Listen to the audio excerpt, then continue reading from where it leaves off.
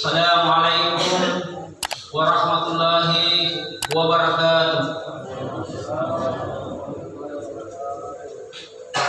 Innal hamdalillah nahmaduhu wa nasta'inuhu wa nastaghfiruh wa na'udzu billahi min shururi anfusina wa min sayyiati a'malina. May yahdihillahu fala mudilla lahu wa may yudlil fala hadiya lahu. Asyhadu an la ilaha illallah wahdahu la syarika lahu wa asyhadu anna Muhammadan abduhu wa rasuluh.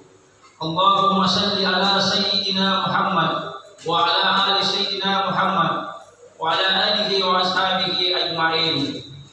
Rabbi shrah li sadri wa yassir li amri wa hlul 'uqdatam min lisani yafqahu qawli. Amma ba'd. Pengurus dan jemaah Masjid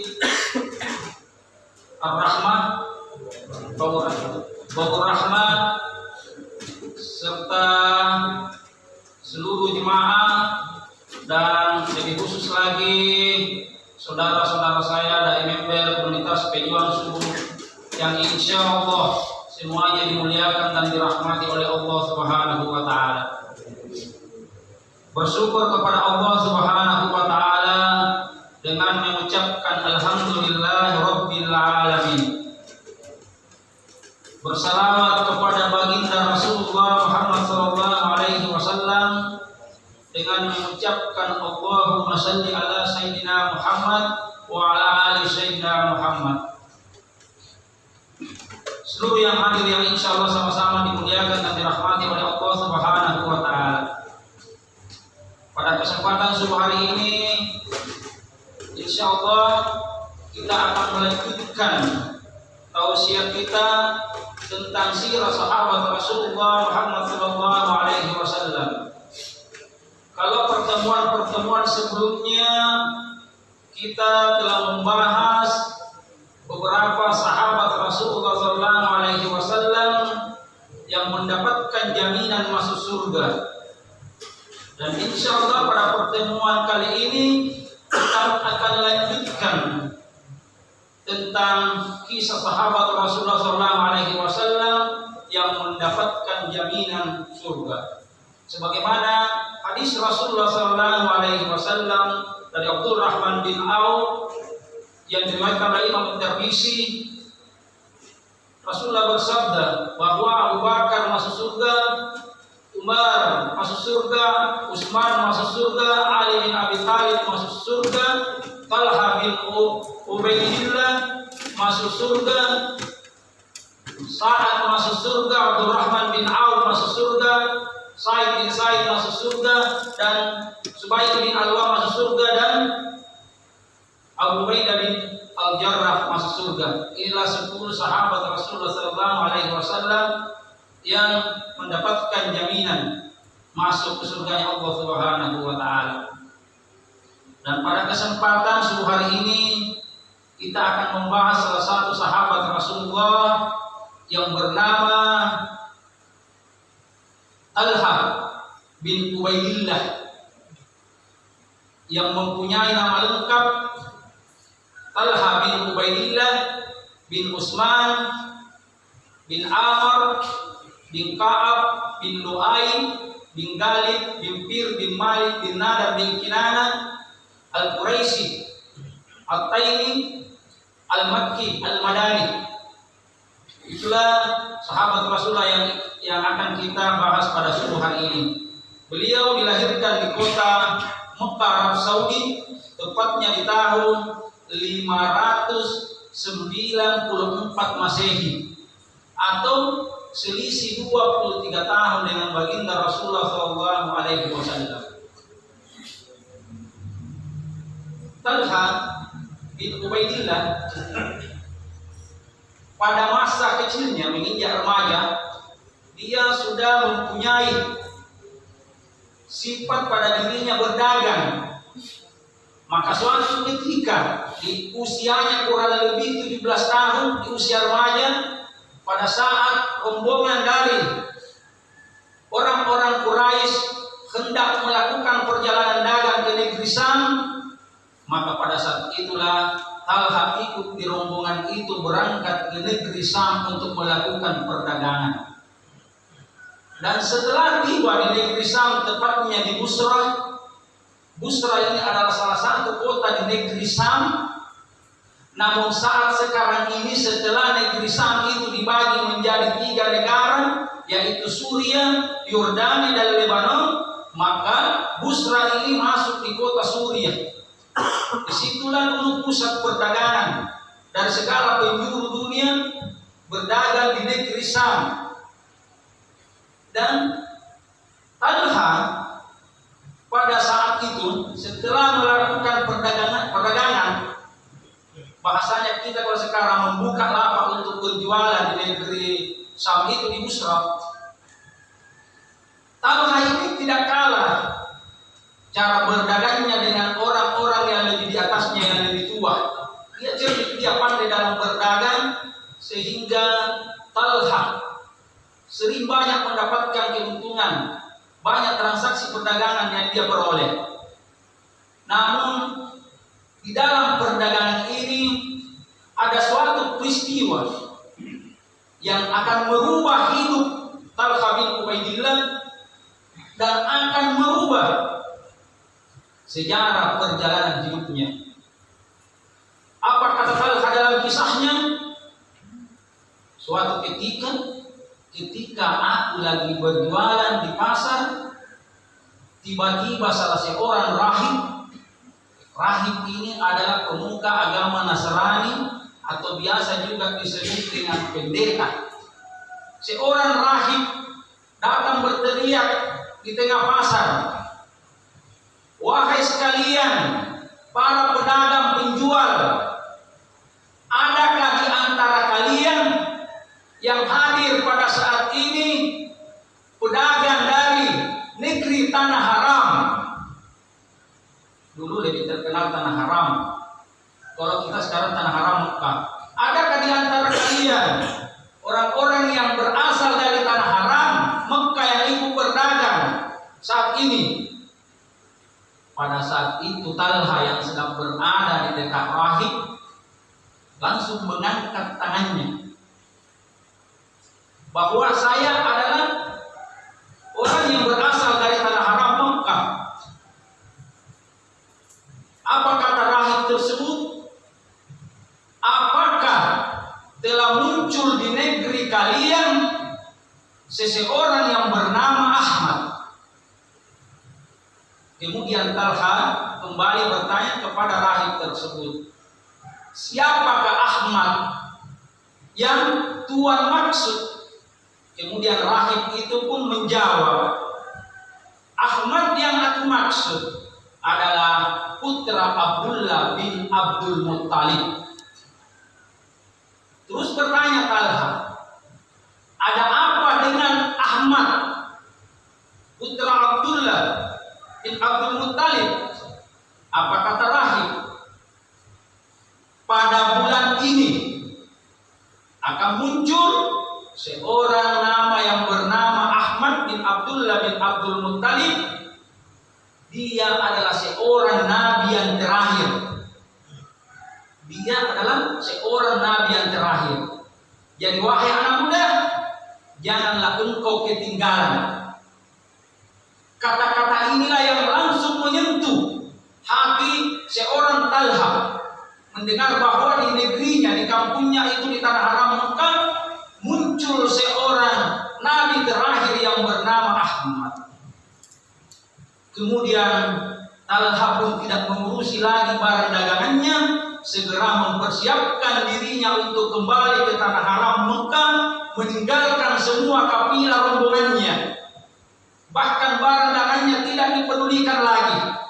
Segera dia persiapkan dirinya dan menaiki ontanya kembali ke Tanah Haram Mekah, yang kurang lebih ditempuh kurang lebih 20 hari sampai dengan 1 bulan perjalanan dari negeri Syam ke Tanah Haram Mekah. Pada saat Talha tiba di Mekah, dia segera menjumpai keluarganya. Kemudian Talha bertanya, apa yang terjadi semenjak aku tinggalkan Tanah Haram ini berdagang ke negeri Syam? keluarganya menjawab bahwa telah ada seseorang yang mengaku nabi. Dia adalah Muhammad bin Abdullah bin Abdul Muttalib, dan Ibnu Abi Quhafa atau disebut juga dengan Abu Bakar telah mengikuti Muhammad, ikut masuk Islam. Kata Talha bin Ubaidillah bahwa aku kenal betul dengan Abu Bakar. Dia adalah seorang pedagang, seorang yang sangat jujur dan pemurah dan baik hati kepada kaumnya. Dan bahkan Abu Bakar ini adalah seseorang pada saat itu yang mempunyai keahlian, dia yang mengetahui nasab keturunannya orang-orang Quraisy. Sehingga Talha pun segera menemui Abu Bakar As-Siddiq. Wahai Abu Bakar, apakah betul telah muncul seorang yang bernama Muhammad yang mengaku seorang nabi dan engkau telah menjadi pengikutnya? Kata Abu Bakar, ya betul, dan aku sekarang menjadi pengikutnya. Setelah Talha diceritakan beberapa hal dari Abu Bakar, Talha pun menyampaikan kepada Abu Bakar bahwa di tempat perdagangan saya negeri Sam telah ada seorang rahib yang telah menyampaikan tentang kehadiran seorang nabi yang terakhir. Apa kata Abu Bakar? Kalau demikian mari kita menemui Muhammad bin Abdullah bin Abdul Muttalib. Keduanya pun menemui Rasulullah SAW. Setelah bertemu dengan Rasulullah SAW, Talha pun dibacakan beberapa ayat oleh Rasulullah SAW, dan Talha pun menceritakan perihal apa yang dialami di negeri Sam kepada Rasulullah SAW. Dan pada saat itulah Talha bin Ubaidillah diberikan kemuliaan oleh Allah Subhanahu wa taala, digoyahkan hatinya, diberikan petunjuk, dan di hadapan Rasulullah Muhammad SAW dia mengucapkan 2 kalimat syahadat dan dia pun masuk Islam. Dan Talha termasuk orang yang awal masuk Islam. Diceritakan dalam kisah dia orang keempat yang dimasukkan Islam melalui Abu Bakar, sehingga dia disebut juga as-sabiqun al-awwalun, orang-orang yang pertama memeluk Islam. Jemaah subuh yang insya Allah sama-sama dimuliakan dan dirahmati oleh Allah Subhanahu wa taala. Seiring dengan perjalanan waktu, keluarga Talha ini termasuk ibunya, karena bapaknya sudah meninggal di zaman jahiliyah, mengetahui bahwa Talha telah mengikut dengan ajaran Muhammad, maka Talha pun diikat tangannya di belakang kepalanya, kemudian dia digiring, dia dibawa keliling sambil dipukuli dari belakang, didorong cepat kencang jalannya, dan di belakangnya seorang perempuan yang tak lain adalah ibunya yang bernama Sa'bah binti Al-Hadrami.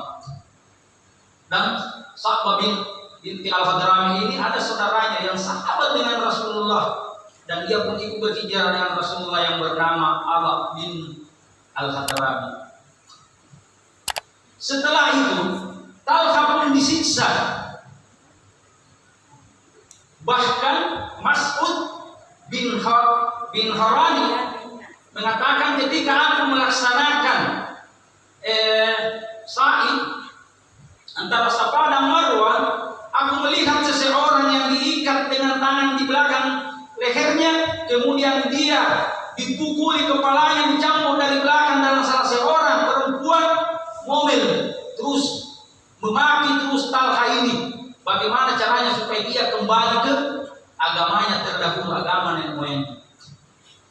Namun Talha tetap pada pendiriannya. Seberat apapun siksaan akan dia hadapi demi mengikut dengan dengan apa ajaran yang dibawa oleh Rasulullah Muhammad SAW. Bahkan di dalam riwayat lain, seorang Sa'ad Quraisy atau singa Quraisy yang bernama Naufal bin Khuwailid pernah suatu ketika menghukum Talha bersama dengan Abu Bakar As-Siddiq. Keduanya digiring, disiksa, dipukul sama orang-orang Quraisy sampai kedua orang ini digelar dengan Al-Qarinain, dua serangkai yang digiring disiksa. Jemaah subuh yang insya Allah sama-sama dimuliakan dan dirahmati oleh Allah Subhanahu wa Ta'ala. Seiring dengan perjalanan waktu, semakin kuat, semakin kokoh keimanan Talha, sampai salah seorang sahabat yang mempunyai gelar dari Rasulullah SAW. Apa kata Rasulullah dalam hadisnya? Siapa yang mau melihat orang yang sudah meninggal, yang sudah sahih, namun tetap berjalan di muka bumi ini, maka lihatlah Talha bin Ubaidillah.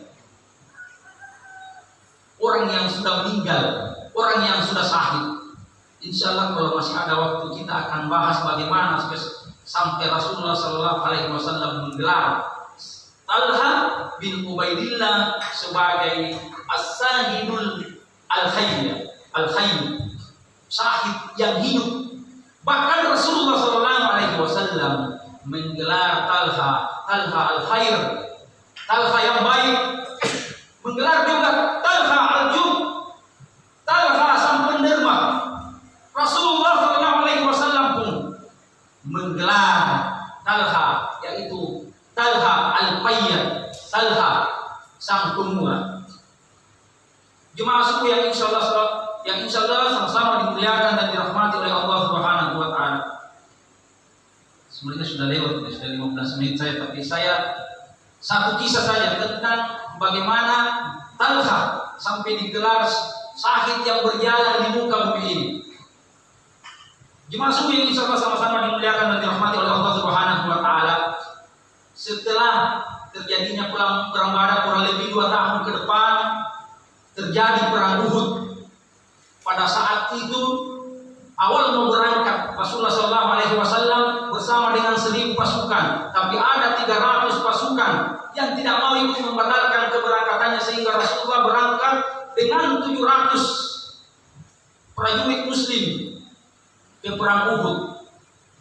Di perang Uhud ini kita sama-sama ketahui adalah perang di mana umat Muslim kalah di perang Uhud. 700 melawan 3000 pasukan orang kafir Quraisy, orang musyrik. Awal perang Uhud ini umat Islam itu menang setelah Rasulullah SAW mengatur pasukan, menempatkan Abdullah bin Jubair di atas gunung, di atas gunung Tumana. Kita unggul, umat Islam unggul. Tapi pada saat orang kafir Quraisy banyak yang meninggal kocar kacir dan mundur, ke 50 pemana ini 43 tidak mengindahkan perintah Rasulullah bahwa apapun yang terjadi jangan engkau tinggalkan bukit pemana ini, apapun yang terjadi tanpa perintah dari saya. Karena melihat di bawah gunung itu banyak orang-orang kafir Quraisy meninggal, sehingga dia ingin mengambil hartanya, mengambil ganimah. Dan ternyata Khalid bin Walid yang pada saat itu belum masuk Islam, yang memimpin dari sudut kanan pasukan kafir Quraisy, itulah yang melihat bahwa pemana turun, sehingga dia berputar di balik gunung pemana ini sampai membunuh yang tertinggal 7 orang ini. Sampai di perang Uhud ini, paman Rasulullah SAW sekaligus saudara sesusu Rasulullah SAW, Hamzah bin Abdul Muttalib, juga meninggal di perang Uhud. Di saat umat Islam sedang kocar kacir di perang Uhud, pada saat itu Rasulullah SAW berusaha naik ke atas bukit.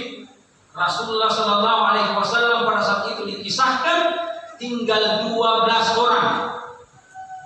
Salah satu dari kaum Muhajirin adalah Talha bin Ubaidillah dan 11 lainnya adalah kaum Ansar. Pada saat Rasulullah SAW terdesak dikejar oleh orang-orang musyrik, orang-orang kafir, Rasulullah SAW berkata kepada yang ke-12 orang ini, siapa yang mau berteman menemani aku di surga, siapa yang sanggup memukul mundur orang Quraisy, maka dia akan menjadi temanku di surga. Maka pada saat itu Talha yang paling pertama mengangkat tangannya, ya Rasulullah, saya sanggup. Apa kata Rasulullah? Tidak. Kamu tetap di tempatmu. Sehingga salah seorang dari kaum Ansar mengangkat tangannya, ya Rasulullah, saya sanggup. Apa kata Rasulullah? Lakukanlah. Maka kaum Ansar itu pun menghadang orang-orang kafir Quraisy tersebut. Rasulullah terus berjalan naik ke atas bukit. Kaum Ansar itu meninggal syahid. Kemudian Rasulullah kembali berkata, siapa yang sanggup memukul mundur melawan orang-orang Quraisy? Talha pun kembali angkat tangan. Apa kata Rasulullah? Tidak, kamu tetap di tempatmu. Kembali kaum Ansar mengangkat tangan, ya Rasulullah, saya sanggup. Apa kata Rasulullah? Lakukanlah, laksanakanlah. Rasulullah terus berjalan menaiki bukit. Karena orang-orang kafir Quraisy pada saat itu, orang-orang musyrik itu terus mengejar Rasulullah dan hendak membunuhnya. Orang Ansar ini mati syahid. Kembali Rasulullah bertanya dengan pertanyaan yang serupa, siapa yang sanggup memukul mundur melawan orang-orang kafir Quraisy? Kembali Talha mengangkat tangan, saya sanggup ya Rasulullah. Apa kata Rasulullah? Tidak, kamu tetap di tempatmu. Kemudian orang kaum Ansar ini pun mengangkat tangan, saya sanggup. Kemudian dia pun melawan orang kafir Quraisy itu sampai 11 orang kaum Ansar yang bersama dengan Rasulullah SAW menemui syahid, mati di jalan Allah, menahan lagi orang-orang kafir Quraisy yang hendak membunuh Rasulullah. Maka tertinggal Talha bersama Rasulullah SAW. Kemudian apa kata Rasulullah? Maka sekarang saatnya lah, waktunya lah engkau Talha menghadang lagi orang-orang kafir Quraisy itu. Maka seketika itu pun Talha maju menghadang orang-orang kafir Quraisy. Dan apa yang terjadi? Di dalam riwayat dijelaskan kurang lebih 70 luka. Coba bayangkan 70 luka yang dialami, yang terdapat di tubuh Talha akibat sabetan parang, akibat tombak, busur panah yang melengket pada dirinya demi mempertahankan, menjaga keselamatan Rasulullah. Bahkan dalam riwayat dikatakan dia adalah perisai Rasulullah. Telapak tangannya yang dipakai menangkis panah yang hendak mengarah ke muka Rasulullah. 70 luka yang dialami dan Talha pun pingsan pada saat itu. Namun dia sanggup memukul mundur orang-orang Quraisy. Sampai kata Abu Bakar, pada saat itu aku jauh, jarakku dengan Rasulullah SAW berjauhan. Namun tatkala aku tiba bersama dengan Abu Ubaidah bin Al-Jarrah di hadapan Rasulullah, apa kata Rasulullah? Karena pada saat itu Abu Bakar langsung hendak mengurus luka-luka Rasulullah. Rasulullah SAW pada saat itu mata gigi serinya, berdarah bibirnya, luka pipinya, darah menetes di pipi, di muka Rasulullah SAW membasahi jenggotnya. Namun apa kata Rasulullah? Bantulah temanmu, bantu Talha. Maka Abu Bakar pun bersama Abu Ubaidah bin Al-Jarrah langsung menuju mencari Talha, dan dia menemukan Talha sedang pingsan dengan 70